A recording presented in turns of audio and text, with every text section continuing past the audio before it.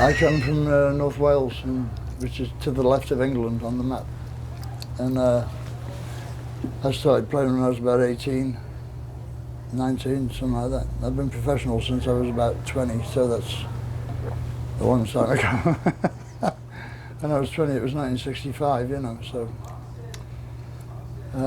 66, I suppose, really, because I was born in December, so I get an extra, or subtract a year, whichever. And I started playing in bands around, you know, the local bands, but that was going to go nowhere because it was North Wales, you know. So I moved to Manchester and I got in a couple of bands up there, and then I moved to London. Well, I moved to Blackpool first, and then down to London in about 1967. And carried on from there, you know. I joined Hawkwind in 71. I was in a couple of bands before that, and for a year I was a dope dealer, but that came to a terrible halt, you know.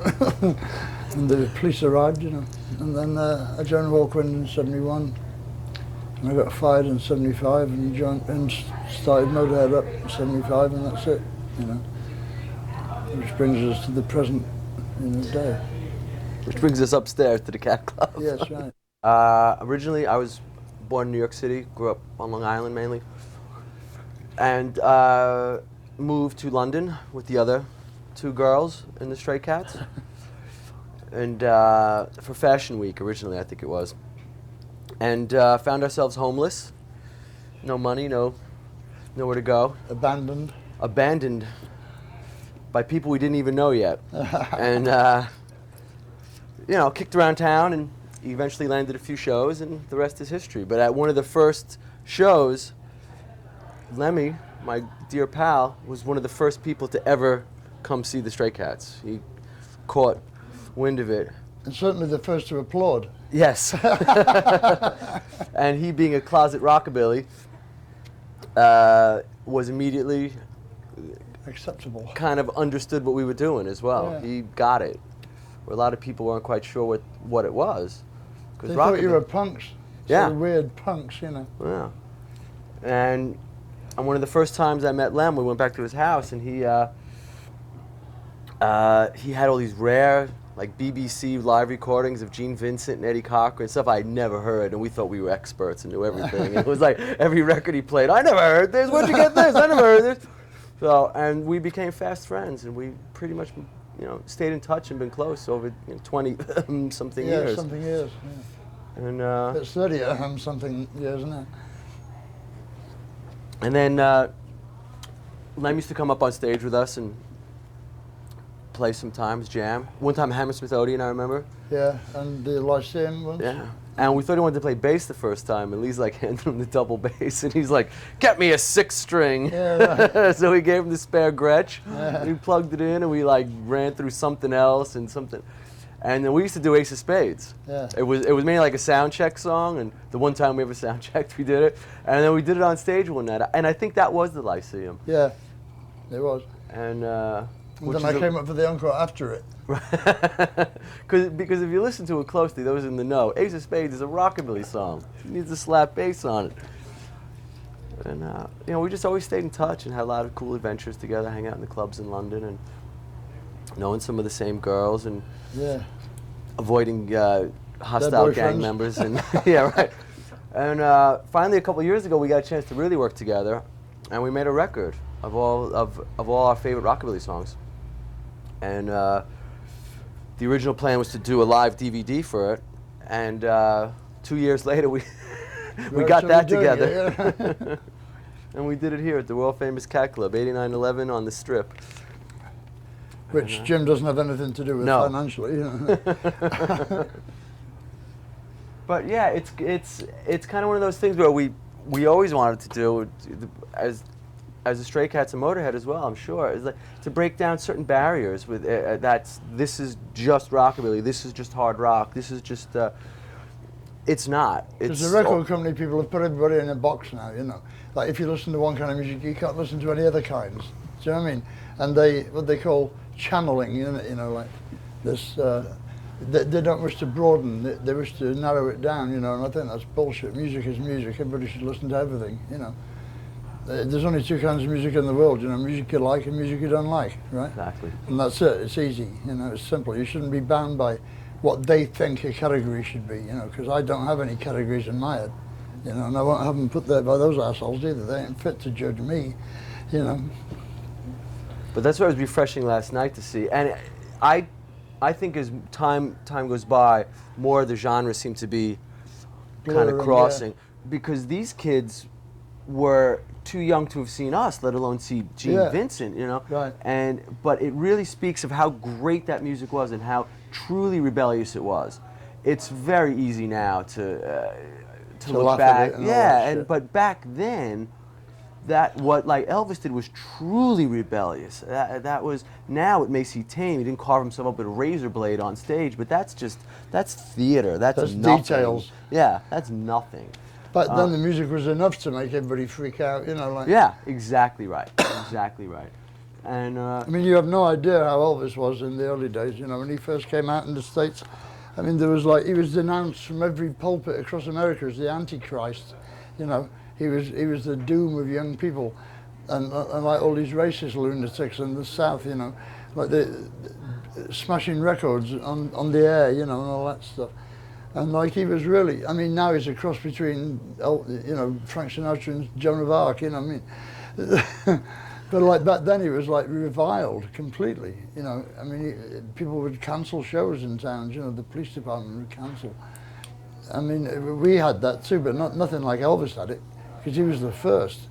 You know, I mean, Bill Haley was the first, but we weren't really fooled by Bill Haley because he was a fat little guy with a kiss curl. You know, like I knew that wasn't it. You know, right. But then Elvis showed up, and he was everything about him was different.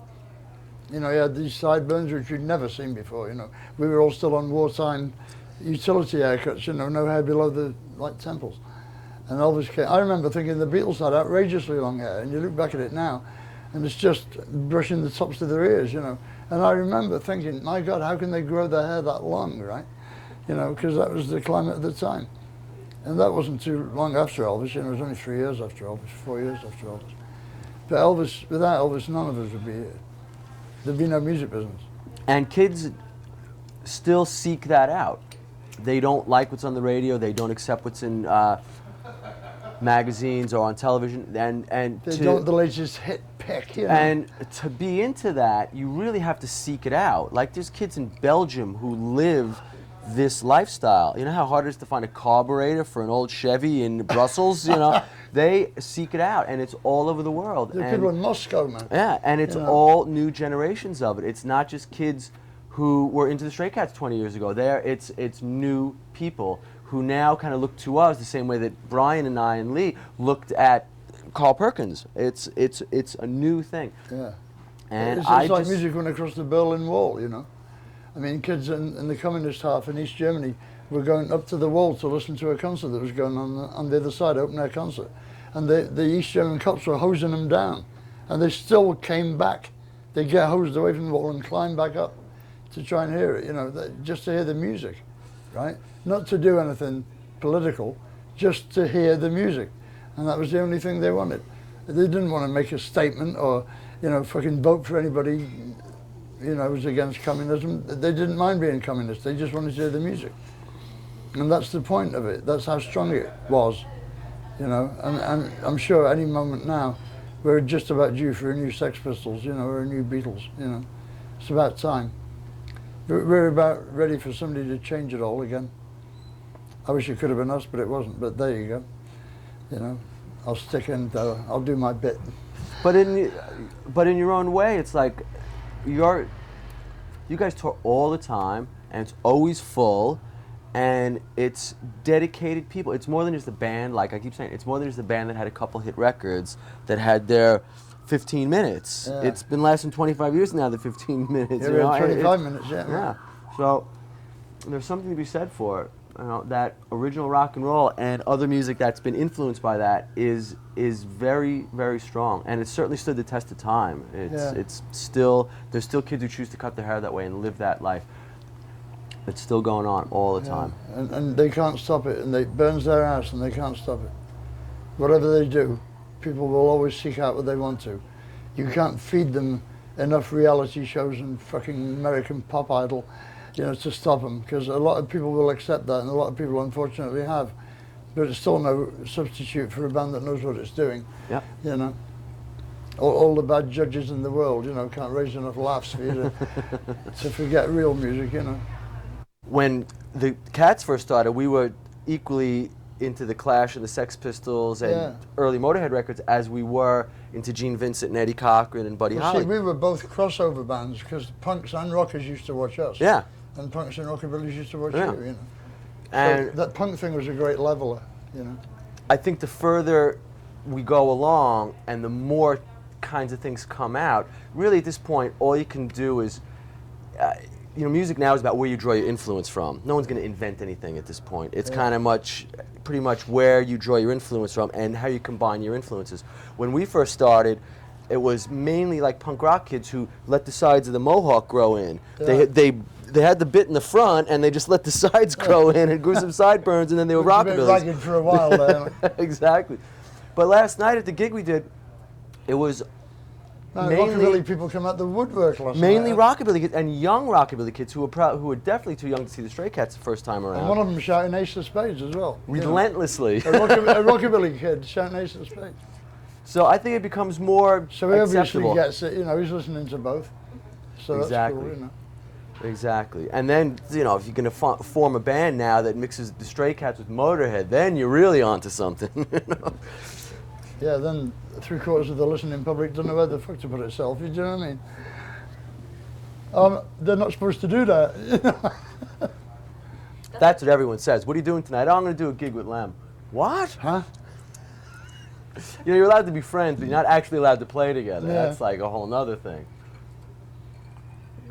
But that's what it's all about. It's as far back as you want to go. Elvis was crossing hillbilly music with black music, yeah. rock music, what they called it, rock and roll music, and invented rockabilly in the process, which turned into rock and roll music, and that's just, you know. And the blues is a big thing, you know. I mean, people nowadays don't even know the blues, you know. They don't even hear it because nobody plays it on the radio anymore, you know. And like the blues is a huge influence in rock and roll. It's at least like half of it, maybe more. Blues and rockabilly together started it, you know. That was rock and roll. Blues and country, actually, you know. Yeah, and then you had like the Beatles and the Rolling Stones who were crossing rockabilly music with the blues. Yeah. And it's just a matter of, it's like always cross pollination. Yeah. Married couples do that. They finish each other's sentences. What we said before, it's cool to cross-pollinate the genres and get it, you know, use all these things in music. But realistically, you can't. He couldn't do "Fool's Paradise" by Buddy Holly on a Motorhead record, unless you did it in the style that the fans of your group are. So this was an opportunity for Lem to do these songs that he's loved his whole life in the fashion that he wanted to do them in, and if he did them with me, say it's kind of safe. It's like, okay, oh, he's with the Stray Cats guy, then it's okay, you know, and it's acceptable, you know. Right, and he's comfortable enough knowing that it would be in an authentic, credible way, because he loves these songs more than anyone. See, when we formed the Stray Cats, we had only really been into that music for a short period of time. We just found it. Brian and I, they had Bebopaloola on the jukebox at Max's Kansas City. That's right, they did, didn't they? And we were all in bands trying to do this or trying to do that, and in Manhattan and that. And then we heard Bebopaloola and said, what is this? It's the echo on the vocal, you know. Yeah. And then someone told us, we went out and bought the Sun Sessions by Elvis, the first rock and roll record, I mean, in my humble opinion, the greatest piece of plastic in the world. And it was like the world stopped spinning for 2 seconds, and I knew what I had to do. I had long hair, I had bell bottoms, cut them off the next day, went to the Salvation Army, got a suit for 50 cents. I can't imagine you in long hair and bell bottoms. And I'd love to see. I would pay good money to see that. I'll give you a picture. But so we had only really been into that music for a short period of time. We like embraced it immediately and wholeheartedly. Brian and I walked around New York with like pink suits on and hair up to here, 24 hours a day. And we were able to record that music and play that music. Guys like Lem, those English cats from that period, you know, kind of the Rolling Stones guys and the Zeppelin guys, and Jeff Beck and all those cats. That was their original influence. We're all brought up on that, you know. And it was kind of, when they started, it was almost too soon to play that music again, because it had just happened in the early 60s, late 50s. For us, there was a little bit more time elapsed where it could be new again. Whereas when Lem was 18, if you started playing Buddy Holly songs, it was like not long ago enough to be retro kind of thing. Yeah. So, well, there was no retro. yeah. It was just old-fashioned then. Right, right. And so these guys, and I worked with Jeff Beck on a record like this, which didn't come out. So they've been loving these songs for 30 years by the time you get around to recording it. And so you want it done in the right way. Yeah. So that's why Lem was, so that's why we did it in a garden shed. Yeah, kind of confident enough to let me do it with them, and Danny Harvey, who's an amazing guitar player. Man, he was the #1 on that record. Yeah, he did everything on it. He's the last one on the list and the first one in the studio. I mean, he did so much stuff. He played organ, piano, lead guitar, stand-up bass. Jesus Christ, harpsichord. The guy was did amazing. everything. Yeah, we just played drums and rhythm guitar. That was it for us. That's right. He played everything else. He was amazing, you know. He is a genius, Danny. Yeah, for sure. And he knows every note. He knows how to play everything, you know. He's just one of them people that really pisses you off, plays 90 instruments, you know. Show him a trumpet, you go away for a quarter of an hour and come back playing a solo on it, you know. So, and it was the type of thing that we always talked about. Hey, let's do a record someday, do Buddy Holly songs. Yeah, okay. Yeah, right. And X amount of years later, you get the opportunity to do it. And it just happened to click. Turned out very well, too, I thought. Yeah. But it was fun. It was the type of thing you always want to do when you finally get a chance to do it. The Cat Club, It used to be an abattoir. Yes. I've been in the nightclub business for about 10 years or so. We had another place in Hollywood, and that was a big place. There was 1,200 people, so if there's 500 people there, it's half empty, and you're sweating the rent. Diamond, yeah. Yeah, the Diamond Club.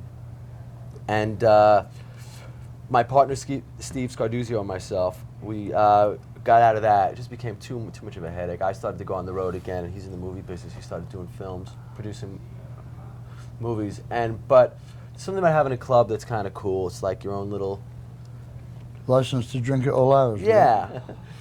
So this place became available, and we originally wanted to have like a snazzy cocktail lounge and play Frank Sinatra records and velvet couches. It lasted about 2 hours. We were open for about 2 months. We were going out of business. So one night, Steve and I went to Home Depot at 3 in the morning, bought a bunch of wood. We built a stage, called up like Guitar Center and Sam Ash and said, we need some gear, you guys. Can you in here? So we had some equipment. We started to book bands, and we've been here 5 years now. It's really about the live. That's what I know how to do, is kind of the live music end of things. And he's got a great pickup band, plays there regular. Yeah. Every Thursday. I mean, selected musicians, like, it's really good. Yeah, we play here every Thursday. It's a good night out, you know, really. If you like rock and roll, you know. Yeah, there's a gang of us to come on Thursday nights. Myself, Gilby Clarke. Because they play anything.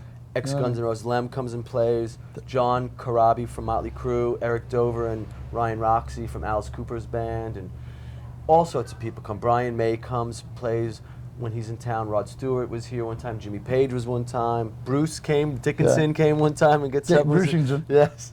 And I'm sure I'm leaving some people out. But everyone comes on a Thursday night and plays. It doesn't start till midnight, and it's just like an all-star thing. It started out small, but then and we've been doing every Thursday night for like 4 years. Who's ever out of town, another guy comes and sits in, and it's just a really fun thing. Because this end of the Strip is about live music. We have the Roxy here, and the Whiskey, and the Viper Room, and the kind of more snazzy things you have to go further down. So we're in the live music end of it. Yes, this is the part of the Strip really where all the bands came from, you know.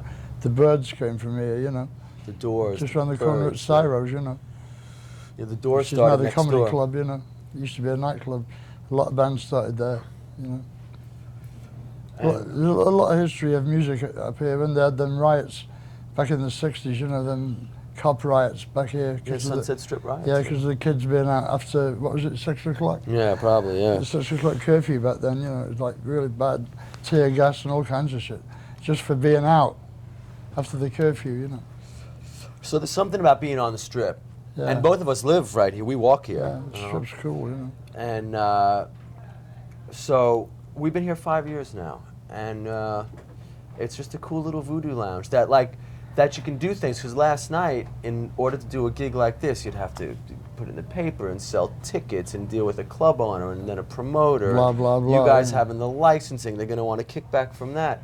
But it's like, well, you know, let's just do it at the Cat Club. Yeah.